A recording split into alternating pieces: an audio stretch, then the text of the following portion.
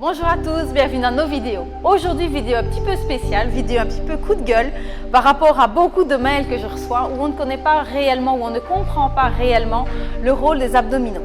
Alors, soi-disant, des abdos ventre plat qui, surtout en postnatal, vont faire des effets catastrophiques. Alors, je sais de quoi je parle parce que c'est mon cas aussi.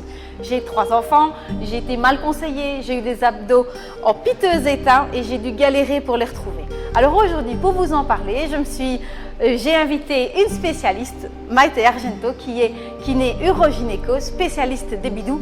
Elle travaille beaucoup dans une grosse maternité ici de notre province et elle va vous en dire plus. Ok Maïté, est-ce que tu peux un petit peu nous expliquer le rôle des abdominaux? Alors, en 2-3 mots déjà, les décrire couche par couche. Donc on va commencer par vraiment la couche profonde des abdos. Elle va s'insérer vraiment au niveau de la colonne vertébrale et elle va faire tout le tour de notre taille. Donc ça, c'est notre première couche, la plus profonde. Ensuite, nous avons les obliques qui viennent plus ou moins en croix de part et d'autre, c'est notre couche intermédiaire. Et puis on a 2 larges bandes là devant, c'est les grands droits, les fameuses tablettes de chocolat. Elles s'insèrent vraiment au niveau du grille costal au-dessus et au niveau du pubis, là le petit os juste en dessous. Et comment est-ce que les abdominaux réagissent pendant la grossesse? Donc les abdos pendant la grossesse vont vraiment évoluer. Plus le bidou prend de la place fatalement, plus notre couche profonde est assez distendue, mais c'est surtout au niveau de nos grands droits, de nos larges bandes là devant que les choses se corsent. Elles vont s'allonger, ces fameuses bandes, avec la forme du ventre et surtout elles vont s'écarter. Donc en fait ce qui se passe c'est qu'on va sentir toujours l'insertion supérieure et l'insertion inférieure, mais nos bandes elles vont faire hop, comme ceci sur le côté, un écart. Le problème c'est surtout après en fait la grossesse. Il faut laisser le temps aux abdos de revenir à leur position initiale et de ne pas les ressolliciter beaucoup trop vite et surtout les solliciter d'une façon adéquate. Voilà, et c'est là que je bondis quand je lis qu'il faut rétrécir les abdominaux pour essayer de récupérer justement, de faire rétrécir les grands droits. Donc comme Maïté vous l'a dit, les grands droits vont s'allonger. C'est normal, la nature est faite comme ça. Mais il faut laisser un petit peu de temps à la nature.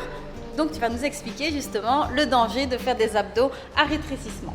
Donc c'est pour ça déjà qu'il faut attendre un minimum de 2 mois avant de se relancer dans une prise en charge sportive au niveau abdominal. Donc ces grands droits, ça ne sert à rien de les raccourcir comme ceci. Pourquoi? Première chose, parce qu'on va aller écarter l'écart qu'il nous reste au niveau des abdos. Donc c'est le diastasis, c'est le petit écart qu'on a vraiment au niveau de la ligne médiane. Et alors d'autre part, pour le dos. Pourquoi? Parce que quand vous êtes debout, on vous dit hors de question de vous pencher comme ceci vers l'avant, ça fragilise le dos. Mais quand vous êtes couché sur le dos, il n'y a aucune raison de venir vous redresser. Donc pour le dos, c'est vraiment une mauvaise chose. Pour les abdos, on y revient. À chaque raccourcissement, en fait, nos abdos, ils s'écartent. Donc oui, on va aller les tonifier, on va les hypertrophier dans le sens des fibres qui sont verticales. Donc oui, ils vont se raccourcir, mais à chaque coup, ils s'écartent. Et à chaque coup, on cause des dégâts. C'est un danger pour nos organes internes. Oui, sans parler aussi de la pression. Donc à chaque fois qu'on se plie comme ça, on fait une pression vers le bas. Donc par rapport au périnée. Donc fatalement pour le périnée, c'est pas l'idéal non plus parce que les pressions, elles vont vers le bas, vers l'avant. Vers le bas, ça nous fragilise notre périnée encore plus. À chaque fois, c'est un coup de poing contre notre périnée. Déjà par notre position debout dans notre vie quotidienne, notre périnée est fragilisé. Encore plus chez la femme parce que le périnée est percé de 3 orifices. Donc il est encore plus sujet à cette fragilité. Donc les pressions vers le bas, on essaie de les éviter. Mais les pressions vers l'avant également parce que n'oubliez pas, tout en dessous, notre première couche, c'est nos abdos profonds, notre transverse, notre gaine abdominale bien profonde. Et c'est là, si à chaque fois on lui envoie des pressions vers l'avant, elle se relâche. Donc on pourrait avoir des tablettes de chocolat super dessinées, mais avoir un petit bidou. Pourquoi? Parce que notre première couche n'est plus sollicitée de la bonne façon. Voilà, donc vous l'aurez compris, les abdos ventre plat, ce ne sont pas ceux où on stimule la couche la plus superficielle. On a besoin de nos abdos profonds, comme Maïté vous l'a expliqué, le transverse qui fait vraiment son office de gaine et les obliques qui vont nous affiner la taille. Donc les superficielles, c'est les tablettes de chocolat. Si c'est pour avoir les abdos super écartés et en mauvais état, ça ne nous intéresse pas.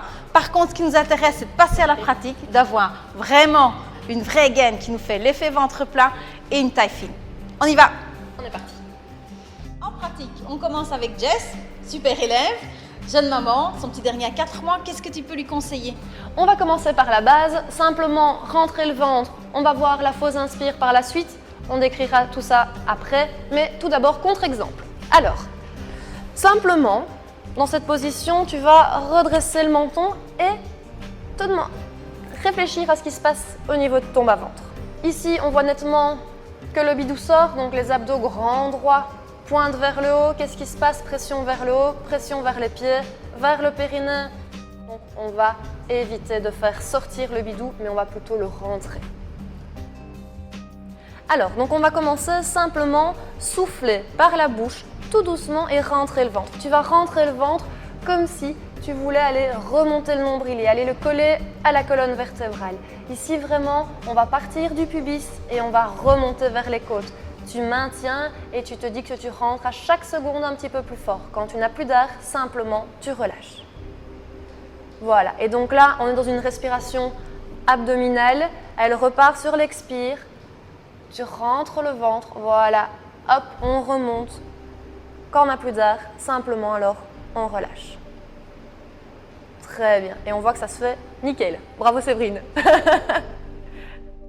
Bah oui, chez Jess, c'est vraiment flagrant. Vous avez vu comme son ventre descend super bien.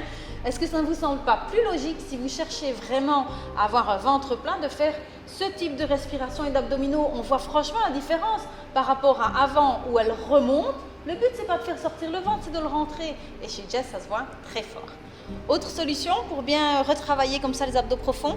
Alors, pour augmenter un petit peu ici le travail, on va faire ce qu'on appelle la fausse inspire. Donc, tu vas souffler, rentrer le ventre, donc toujours le même topo. Mais quand tu n'as plus d'air, plutôt que de réinspirer, tu vas bloquer la respiration et rentrer le ventre encore plus. Tu vas aller marquer les côtes. Tu vas t'imaginer que tous les organes de ton ventre, clac, on les passe derrière les côtes et on va aller tirer ici, sur une apnée. Et puis là, vraiment, quand tu n'en peux plus, tu relâches. Encore une fois, tu vas souffler, tu rentres le ventre, voilà, on part, on souffle, on vide au maximum, on bloque. Et alors, on va marquer bien les côtes. Donc, quand on rentre le ventre au maximum, tout à l'heure, je vous parlais des pressions avec un bidou qui sort, donc des pressions qui vont vers le plafond, qui vont vers le périnée. Ici, on va diminuer la pression dans le ventre. On va s'imaginer que les pressions, on veut les extérioriser au maximum. On va protéger notre bas-ventre, on protège notre périnée. On peut travailler sans aucun souci. Ok, super. Et ça, c'est bon pour tout le monde? Globalement, la base, oui. Maintenant, il faut faire attention quand même à vraiment avoir la base chez un kiné spécialisé. Parce que si on travaille chez soi et qu'on gravit trop vite les échelons, on pourrait causer des soucis en fait au niveau du périnée. Certains exercices dits hypopressifs ne sont pas valables pour tout le monde, donc on ne peut pas appliquer la même théorie à tout le monde. Il faut vraiment que chaque cas soit particulier et soit suivi par un spécialiste. Ok, merci. Il y a encore un petit point quand même que j'aimerais que tu éclaircisses. Donc quand elle est en fausse inspire, on voit bien que ses côtes s'écartent. Mais ça va justement encore une fois favoriser le diastasis et réouvrir. Il suffit alors à ce moment-là d'aller resserrer les côtes. Maintenant, ici, je vais aider, mais cet exercice peut s'apprendre seul. Donc, on va sur la fausse inspire, hop, on bloque et on va resserrer les côtes. Aucun souci pour le diastasis. Voilà, les mains de part et d'autre du grille costal. On resserre, on maintient le long de l'apnée. Quand tu n'as plus d'air, simplement tu relâches. Hop, et là, on laisse revenir les côtes dans leur position initiale. Donc voilà, Séverine, comme elle vous l'avait dit précédemment, a eu des soucis au niveau des abdos. Donc on va faire exactement les mêmes exercices qu'avec Jessica. Donc on va commencer par souffler, rentrer le ventre. Voilà, on garde le ventre rentré, puis simplement quand tu n'as plus d'air, tu relâches. Tu le fais 2-3 fois. Tu souffles, tu rentres le ventre.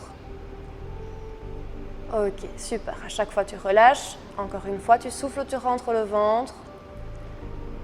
Et on va enchaîner alors sur la fausse inspire. Tu souffles, tu rentres le ventre. Et on va creuser au niveau des côtes. Je vais t'aider dans un premier temps à resserrer.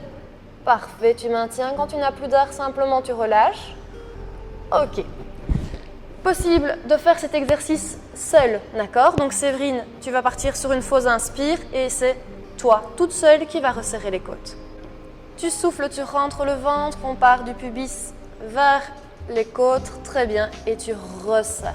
On voit vraiment les côtes ici qui vont se rapprocher. On va diminuer le diastasis. Voilà. Les côtes sont marquées, on les resserre.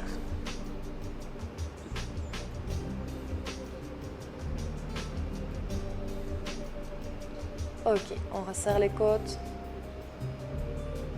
et tu relâches. Donc rappelons que Séverine a eu 3 enfants avec un diastasis qui a été marqué. On va revenir à notre contre-exemple. Donc Séverine, tu vas simplement décoller et ici, on voit bien le ventre qui sort et on pourra aller chercher éventuellement le diastasis cicatriciel. On va revenir sur un travail correct des abdos, d'accord? Donc le contraire, on va diminuer la pression, on va souffler, rentrer le ventre. Ok, on maintient et là, le ventre était tout plat, donc il n'y a aucun souci. Voilà, j'espère que tous ces conseils, ces explications vont vous servir.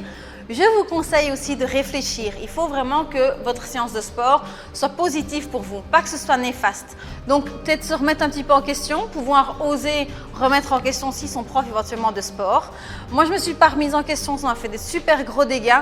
Donc, posez-vous la question, est-ce que l'exercice qu'on vous propose est bon pour vous? Est-ce qu'il vous fera du bien? Est-ce que maintenant que vous retournez au sport, éventuellement, vous voyez une évolution? Parce que parfois, on fait des abdos et on n'a pas d'évolution point de vue ventre.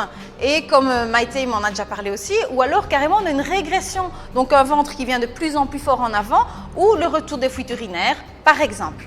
Donc remettez-vous en question, parlez-en autour de vous. Si vous avez des questions, n'hésitez pas à nous joindre. Encore merci Maïté pour tous tes bons conseils. Avec plaisir.